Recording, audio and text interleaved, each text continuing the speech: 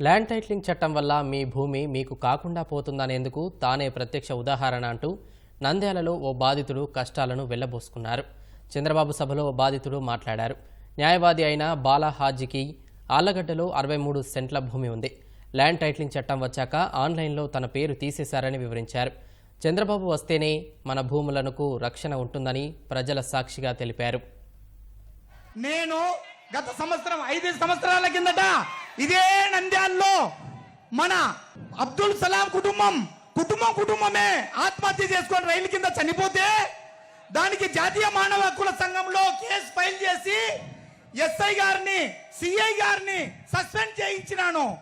అదేవిధంగా పౌర హక్కుల కోసం పోరాడే న్యాయవాదిని 30 సంవత్సరాల నుంచి నాకు అనుభవం ఉంది. నేను నా న్యాయవాద వృత్తిలో ఒక పొలము ఆర్లగడ్డ మండలం నల్లగట్ల గ్రామంలో సర్వే నెంబర్ 245/1లో 63 సెంట్లు పొలము తీసుకుంటే ఆ స్థలము రిజిస్టర్ అయి నాకు పాస్బుక్లు కూడా వచ్చినాయి. కానీ నేను ఈ పోరాటాలలో ప్రతి ఒక్కరికి ప్రజాస్వామ్యబద్ధంగా న్యాయ పోరాటాలు చేస్తూ ప్రతి ఒక్కరికి న్యాయం చేస్తున్నాను. ఈ సైకో ప్రభుత్వం వచ్చిన తర్వాత ఎంతమంది చెప్పినా నేను ఆన్లైన్లో చూసుకోలే. గత 2 నెలల కిందట ఆన్లైన్లో నా పొలాన్ని నేను చూసుకుంటే నా పొలము మాయం చేసినారు. కొలతలు లేవు. ఆన్లైన్లో మీరు చూసుకున్నారా? చూసుకోలేరు. ఎందుకంటే నా మాదిరే మీరు కూడా ఉన్నారు. ఒక్కసారి ఆన్లైన్లో చూడండి. మీ పొలం మీకు ఉందా? ఉండదు. నాదే లేదు.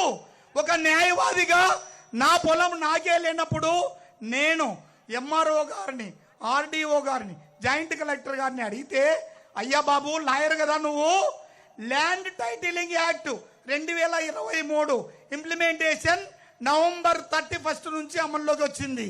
కాబట్టి నీ ల్యాండ్ సమస్య ఉంటే ఎంఆర్ఓ దగ్గరికి పో అంటాడు. ఎంఆర్ఓ ఆర్డీఓ దగ్గరికి పో అంటాడు. ఆర్డీఓ జాయింట్ కలెక్టర్ దగ్గరికి పో అంటాడు. మా న్యాయస్థానాన్ని, గౌరవనీయమైనటువంటి న్యాయస్థానాన్ని ఆశ్రయిస్తే, అయ్యా బాబు ప్రభుత్వమే జీవో తెచ్చింది, ప్రభుత్వ ప్రకారము మా కోర్టులకు రాకూడదు అంటారు. అంటే మనకు కోర్టులు ఏడీఎం లేదు, పీడీఎం లేదు, సబ్ కోర్టు లేదు, జిల్లా కోర్టు లేదు, కేవలం హైకోర్టు మాత్రమే ఉంది. మరి హైకోర్టుకు పోవాలంటే ఎలక్షన్ కోడ్ వచ్చింది ఈ మధ్యనే, ఇంక ఎవరు పట్టించుకునేటోళ్ళు లేరు. న్యాయవాదిగా మాకు ఆ ల్యాండ్ టైటిల్ యాక్ట్ చదివితే కళ్ళకు రక్తం వస్తుంది. ఏ విధవాదం ఉన్నా కూడా ఆర్డీఓ, ఎంఆర్ఓ, జాయింట్ కలెక్టరే, ఆ తర్వాతనే హైకోర్టు. కాబట్టి మాకు గత్యంతరం లేదు. ఇక మాకు ఉరి మాత్రమే ఉంది న్యాయవాదులకు. మాకు గత్యంతరం లేదు. కాబట్టి మళ్ళీ చంద్రబాబు నాయుడు గారు వచ్చి సైకిల్ గుర్తు మీద ఓటు వేసుకొని మనమందరం మన కుటుంబం కోసం, మా కోసం, మన కోసం చంద్రబాబు నాయుడు గారిని గెలిపించుకొని మన ఆస్తులు మనం కాపాడుకుందాం.